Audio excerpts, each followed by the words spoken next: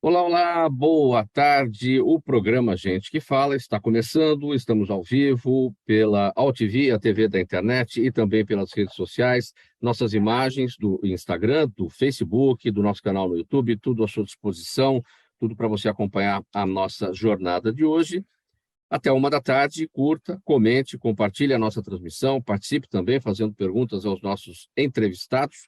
O número é o 973350038, mais uma vez vou repetir aqui, 973350038. Eu sou o Mauro Friesman, meio-dia em ponto. É quinta-feira, você já sabe, conhece o nosso espaço, mais uma edição no ar do Gente do MPD que Fala, parceria nossa com o movimento do Ministério Público Democrático, o apoio da Câmara Brasileira de Diagnóstico Laboratorial e também do escritório Nasser Rajab Advogados Associados. Então vamos colocar em campo aqui, escalar o nosso time de entrevistados de hoje para análise e debate dos nossos assuntos, dos nossos temas. Dr. Gonzalo Vecina Neto, professor da Faculdade de Saúde Pública da Universidade de São Paulo, idealizador do SUS e da Anvisa, tantas vezes colaborando com a gente e mais uma vez presente por aqui. Boa tarde, professor, bem-vindo, tudo bem? Boa tarde, Mauro. Boa tarde também aos nossos amigos aqui da bancada. É um prazer estar com vocês. Meio-dia e 13, programa Gente que Fala no ar, edição de quinta-feira, é o Gente do MPD que Fala, parceria nossa com o movimento do Ministério Público Democrático, o apoio da Câmara Brasileira de Diagnóstico Laboratorial e do escritório Nasser Rajab Advogados Associados. Próximo tema por aqui agora. Após uma série de protestos sem precedentes contra as medidas de isolamento social adotadas pelo governo chinês, a segunda maior economia do mundo abandonou na semana passada sua postura de tolerância zero ao vírus. As empresas agora correm para minimizar o impacto gerado pelo aumento de casos de Covid-19 por meio de distribuição de kits de teste, incentivando o home office e, em alguns casos, adquirindo medicamentos. Em cidades como Pequim e Wuhan, muitos trabalhadores e suas famílias foram gravemente atingidos pela doença, embora o número oficial de casos tenha caído para menos de 20% do pico de novembro, já que a China agora realiza muito menos testes. Professor Gonzalo Vecina Neto, e essa postura deixada de lado, de tolerância zero ao vírus lá pela China, isso é bom ou é ruim? Poderia ser bom se a China tivesse vacinado mais, mas ela vacinou pouco também. Então, as consequências de ter vacinado pouco, de não ter conseguido chegar a uma oferta de uma vacina bivalente que atinja a variante Ômicron. Na China também, a variante predominante hoje é a variante Ômicron. A variante Ômicron, onde ela chega, ela se instala e toma todo o quadro. E é o que está acontecendo na China nesse momento. Para ter uma ideia, é um país de 1 bilhão e 400 milhões de habitantes que teve 5 mil mortes. O Brasil, com 212 milhões de habitantes, já chega na casa dos 700 mil mortos. Então, eles conseguiram evitar uma catástrofe em termos de mortes na China, graças a essa política de Covid-0. A suspensão da medida de Covid-0 vai ter como consequência uma onda imensa de casos, porque a proteção do povo é uma proteção baixa. Se tivéssemos uma vacinação muito elevada, nós teríamos uma proteção alta e provavelmente menos casos. Mas como a vacinação não foi efetiva, eles acreditaram muito no isolamento, agora, expondo a população, nós vamos ter uma explosão de casos e, com certeza, a rede hospitalar da China vai sofrer um colapso nos próximos dias, né? Embora a população, as notícias que nós temos é que a população também está sentindo que vai haver uma explosão de casos e está preferindo, apesar de ter lutado pela abertura, está ficando em casa, porque sabe que se sair na rua encontra o vírus. É dessa forma que essa doença se dissemina, com encontros. Em encontros, mais casos. Então, vamos ver o que vai acontecer, mas com certeza vai haver uma explosão de casos e a China teria que conseguir melhorar a sua capacidade de cobertura vacinal. E em razão dessa possibilidade de explosão de casos, doutor Gonzalo Vecina, como é que ficou o mundo, né? A gente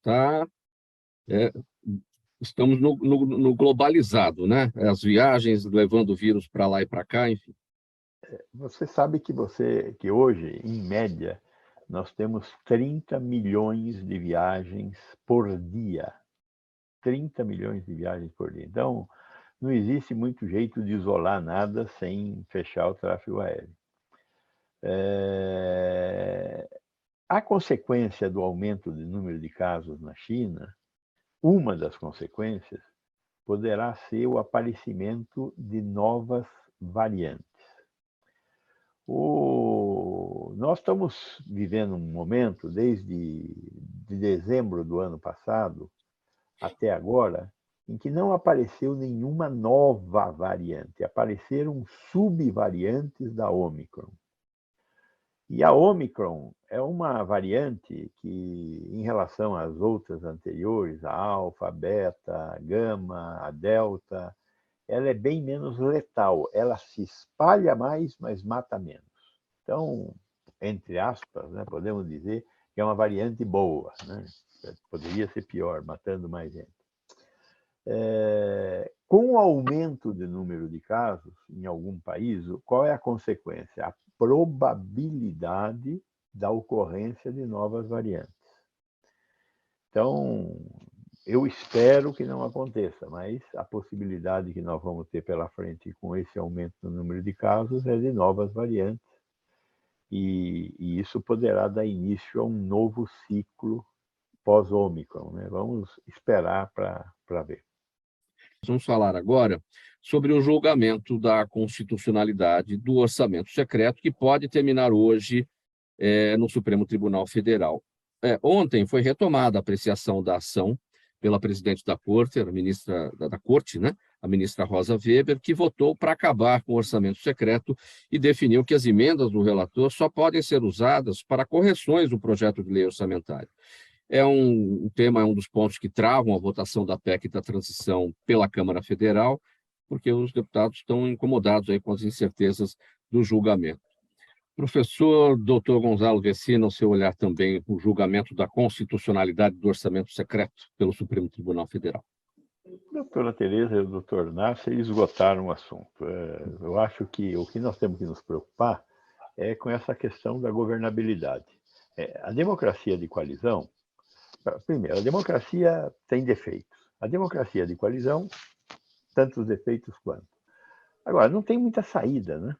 Nós temos que ter um jeito de negociar, o executivo com o legislativo, estabelecer limites e garantir que o sistema de freios e contrapesos funcione. Nesse momento, há um desequilíbrio. O sistema de freios e contrapesos está fora de controle. Então, o que nós temos que fazer é reestabelecer o sistema de freios e contrapesos. Às vezes, essas coisas dão coisas engraçadas, né? Em Portugal, criaram um treco chamado geringonça. Nós, que somos muito menos criativos, criamos esse negócio da democracia de coalizão. Mas nós temos que criar alguma coisa que dê mais tranquilidade para a população, mais transparência para a população, de que existe governo e este governo respeita minimamente as regras da convivência democrática. Eu acho que o Brasil, nestes últimos 4 anos, criou um espectro de que é possível fazer pequenos pecados. Só que nós estamos próximos de cometer um grande pecado.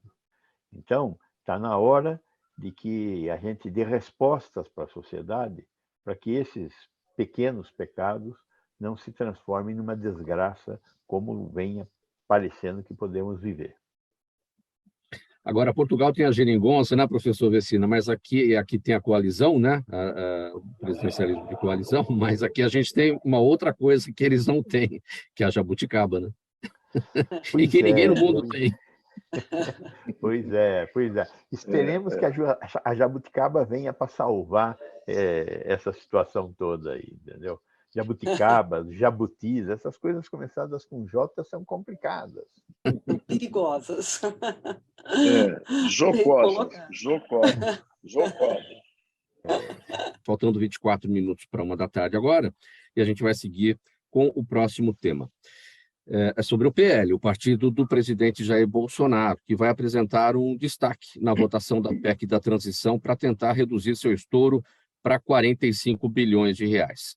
O impacto previsto por essa PEC de 145 bilhões de reais fora do teto de gastos, como que foi aprovado pelo Senado. O texto do destaque do PL já está pronto e sugere também a redução do prazo da PEC de 2 para 1 ano. E o PL deve ainda sugerir outra alteração, que tira poder da equipe de transição de fazer remanejamentos orçamentários. Professor Gonzalo, o que está em jogo, enfim, dinheiro para os gastos sociais do governo eleito e certamente a nossa saúde, o nosso SUS, que tanto está precisando, e ainda estamos na pandemia e precisando de cada vez mais dinheiro, né? Eu acho que a discussão em torno desse ente fantástico chamado mercado tem que levar em conta que esse ente fantástico chamado mercado existe na medida em que exista uma população que depende do mercado. E essa população hoje não tem renda. Então, os 600 reais que começaram a ser distribuídos neste governo têm que ter espaço para continuar a ser distribuído no governo nos anos seguintes. Quer dizer, essas pessoas que estão recebendo 600 reais hoje não têm dinheiro para viver. E se elas não tiverem dinheiro para viver, elas farão alguma coisa. Essa alguma coisa será grave para a sociedade. Então, é função do Estado fazer com que as pessoas tenham segurança alimentar. Nós voltamos a internar crianças com desnutrição grave. Nós não internávamos crianças com desnutrição grave desde o início deste século. Desde o início dos anos 2000, nós não internávamos mais crianças com marasmo, crianças com kwashiorkor, e crianças que são internadas para não tomar nenhum remédio. Comer, elas internam para comer. Nós voltamos a internar crianças neste último ano. Isso se deveu ao aumento da insegurança alimentar, à falta de acesso a alimentos. Muita gente acha que quem não tem comida em casa é vagabundo. Quem não tem comida em casa é excluído. Esse é o ponto. Eu moro aqui em Alto de Pinheiros. A expectativa de vida aqui em Alto de Pinheiros é de 84 anos. A expectativa de vida em Cidade de Tiradentes, nesta mesma cidade, é de 70 anos. Que doença será que existe em Cidade de Tiradentes que aqui em Alto de Pinheiros não tem? O nome dessa doença é pobreza. Como é que combate a pobreza?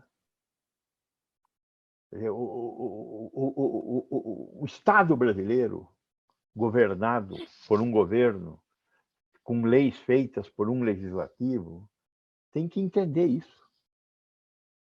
A PEC 32 é fundamental para fazer essa ponte com o futuro. Eu espero que a sociedade comece a enxergar essas coisas. Nós temos que conseguir enxergar que sem Estado não existe sociedade. Lógico, eu não quero um Estado grande, eu não quero um Estado interventor, mas eu quero um Estado que dê conta de ter uma sociedade mais igual. Uma sociedade onde crianças não sejam internadas porque passam fome. Então, como é que isso vai acontecer? Nós temos que ter consciência da sociedade. Metade do Brasil quer que o Bolsonaro continue no poder. Isso significa matar as crianças de fome? Nós temos que pensar um pouco nisso. Eu não tenho a solução para isso. Mas eu acho que nós temos que nos indignar com isso. Pois é, infelizmente. Professor Vecina, como funciona a nova vacina contra a herpes zoster que chegou ao Brasil? Todas as pessoas precisaram tomar? 2 perguntas em uma aqui da Carla Fernandes no YouTube. Veja, não é que todas as pessoas deveriam tomar, é que o herpes zoster é uma doença muito chata. Então, eu recomendaria que as pessoas tomassem, só que ela não faz parte do calendário vacinal brasileiro. Ou seja, quem quiser tomar a vacina do herpes zoster vai ter que pagar. E ela não é barata, eu não sei o preço dela atualmente.